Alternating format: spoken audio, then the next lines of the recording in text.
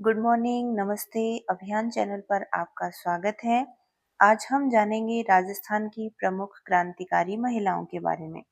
पिछले एक वीडियो में हमने कुछ महत्वपूर्ण पुरुष क्रांतिकारियों के बारे में जाना था, जिनमें हमने विजय सिंह पथिक, केसरी सिंह बारट, प्रताप सिंह बारट, नाना भाई खाट, सागरमल गोपा और कप्तान दुर्गा प्रसाद जैसे उन वीर क्रांतिकारियों के बारे में पढ़ा था, जिन्होंने कि भारत के स्वतंत्रता आंदोलन में अपनी महती भूमिका निभाई थी और लोगों में जन चेतना जागृत करने का भी अहम कार्य उन्होंने किया था। तो इसी कड़ी में आज हम राजस्थान की उन महान क्रांतिकारी महिलाओं के बारे में पढ़ेंगे, जिन्होंने कि स्वतंत्रता आंदोलन में अपना योगदान दिया था।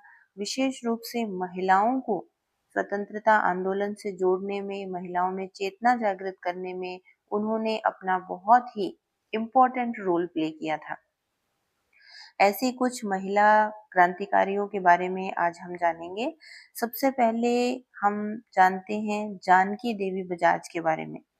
जानकी देवी बजाज का संबंध सीकर से है। सीकर इनकी कर्म भूमि था। इनका जन्म लक्ष्मणगढ़ के सेठ गिरधारी लाल जाजोदिया के यहाँ 1893 ईस्वी में मध्य प्रदेश के जावरा कस्बे में हुआ था। तो इनका जन्म जो है वो एमपी में हुआ था, मध्य प्रदेश में।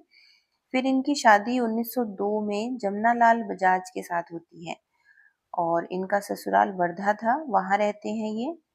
सबसे पहले तो जानकी देवी बजाज ने जड़ परंपराओं को तिलांजलि दी और गांधी जी जो सत्याग्रह चला रहे थे स्वतंत्रता आंदोलन के दौरान, उन सत्याग्रहों में जानकी देवी बजाज ने खुल करके हिस्सा लिया था, भाग लिया था। जमनालाल बजाज का देहांत होने के बाद इनको गो सेवा संघ का अध्यक्ष बनाया गया था और ये जयपुर प्रजामंडल से भी जुड़ी हुई थी।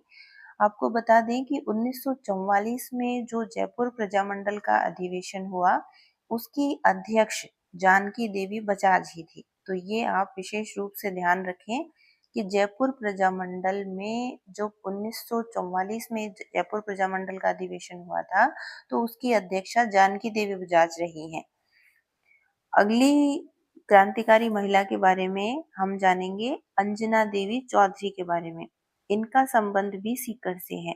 इनका जन्म 1897 ईस्वी में सीकर जिले के श्री माधोपुर में एक मध्यम वर्गीय अग्रवाल परिवार में हुआ था और इनका विवाह 1911 में राम नारायण चौधरी से हुआ था। अपने पति की इच्छा अनुसार 20 वर्ष की आयु में पर्दा प्रथा का त्याग करके वो राष्ट्रीय स्वतंत्रता आंदोलन में सहयोग करने का संकल्प लेती हैं। 1921 से 24 के दौरान मेवाड़, बूंदी जैसे राज्यों की स्त्रियों में राष्ट्रीयता, देश प्रेम, समाज सुधार की भावना को बढ़ावा देती हैं और उनके साथ सत्याग्रह का कार्य करती हैं। कार्य चाहे दलितोत्थान का हो या कोई अन्य रचनात्मक कार्य, इन्होंने कंधे से कंधा मिलाकर अपने पति का साथ दिया और ये समस्त रियासती जनता में गिरफ्तार होने वाली राजस्थान की पहली महिला थी, अंजना देवी चौधरी। अगली महिला क्रांतिकारी हैं रतन शास्त्री। इनका संबंध जयपुर जिले से है। इनका जन्म 15 अक्टूबर 1912 में मध्य प्रदेश में खाचरोद है, वहां पर रघुनाथ जी व्यास के यहाँ हुआ था। इनकी शादी हीरालाल शास्त्री से हुई थी और सन 1929 में ग्राम सेवा, ग्रामोत्थान और जन सेवा के उद्देश्य से वनस्थली में इन्होंने हीरालाल शास्त्री के द्वारा बच्चियों को शिक्षा के लिए स्थापित जीवन कुटीर कार्यक्रम में अपना भरपूर सहयोग दिया था। रतन शास्त्री ने सन 1939 में जयपुर राज्य प्रजामंडल के सत्याग्रह आंदोलन में सक्रिय रूप से हिस्सा लिया था और 1942 ईस्वी के भारत छोड़ो आंदोलन में भूमिगत कार्यकर्ताओं और उनके परिवारों की सेवा की थी। तो ऐसे थे रतन शास्त्री। अगली महिला क्रांतिकारी हैं रमा देवी। इनका संबंध भी जयपुर जिले से है। इनका जन्म जयपुर में वैद्य गंगा सहाय के घर हुआ था और इनका विवाह 7 वर्ष की उम्र में ही हो गया था। और 11 वर्ष की छोटी सी आयु में ये विधवा हो गई थी। बाद में गांधीवादी विचारधारा रखने वाले नेता लादूराम जोशी से इनका पुनर्विवाह हुआ। विवाह के बाद इन्होंने खादी पहनना शुरू कर दिया था और नौकरी छोड़कर पति के साथ राजस्थान सेवा संघ का कार्य किया। बिजोलिया आंदोलन के समय पंडित जोशी के साथ लादूलाल जोशी की पत्नी रमा देवी 1931 ईस्वी में बिजोलिया गई, जहां पर उन्हें गिरफ्तार कर लिया गया था। उन्हें वहां से निकल जाने को कहा गया, किंतु उनका जवाब था कि जब तक किसानों पर अत्याचार बंद नहीं होंगे, तब तक वो यहाँ आती रहेंगी। इन्हें वहां के कोतवाल ने अपमानित किया, इनकी पिटाई तक की, लेकिन वो अपने निश्चय पर दृढ़ रही। 1930 से 1932 ईस्वी में सत्याग्रह और सविनय अवज्ञा आंदोलनों में भी उन्होंने हिस्सा लिया और वो जेल भी गई थी।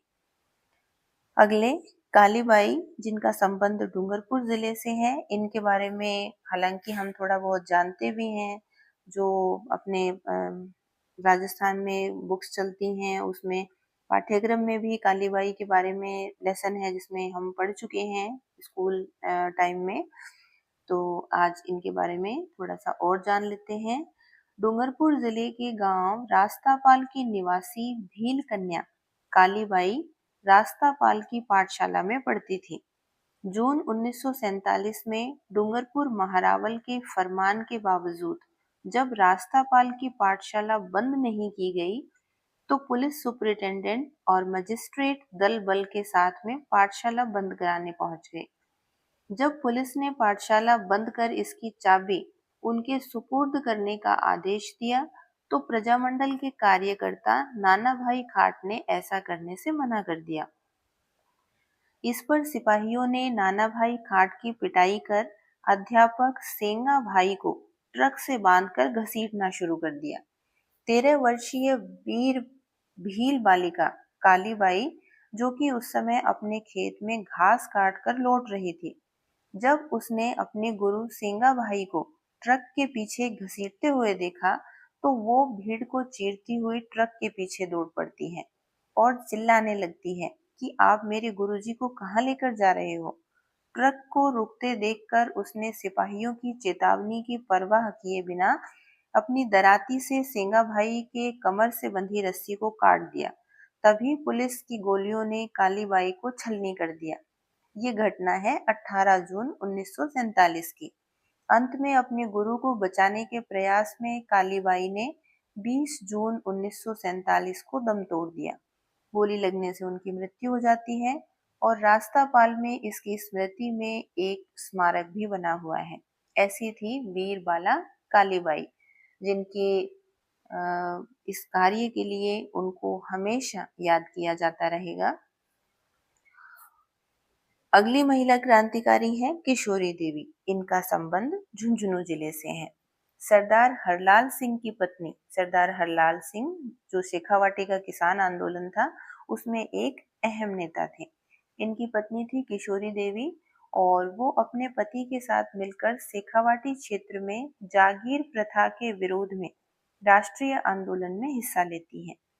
सिहोट के ठाकुर मानसिंह के द्वारा सोतिया का बास नामक गांव में किसान महिलाओं के साथ जो दुर्व्यवहार का कार्य किया गया था, उसके विरोध में सीकर जिले के कटराथल नामक स्थान पर किशोरी देवी की अध्यक्षता में एक विशाल सम्मेलन का आयोजन हुआ था 1934 में, जिसमें कि उस समय शेखावाटी क्षेत्र की 10,000 महिलाओं ने हिस्सा लिया था। तो 1934 में एक तो 10,000 महिलाओं का इकट्ठा होना एक बहुत बड़ी बात थी और उसमें इसकी अध्यक्षा एक महिला थी जो कि किशोरी देवी थी और उन्होंने एक बहुत ही अच्छा संबोधन उस समय दिया था और 10,000 महिलाओं में चेतना जागृत करने का, उनको संगठित करने का कार्य किया था। तो ये एक बहुत ही अच्छी पहल थी उस समय। महिला सशक्तिकरण का एक बहुत बड़ा उदाहरण, इसे प्रतीक कहा जा सकता है किशोरी देवी को। तो ऐसे थे किशोरी देवी। आज हमने इन प्रमुख महिला क्रांतिकारियों के बारे में जाना, जिनमें जानकी देवी बजाज, रतन शास्त्री, रमा देवी, कालीबाई और किशोरी देवी शामिल हैं। तो आई होप कि ये जानकारी आपको अच्छी लगी होगी। Thank you.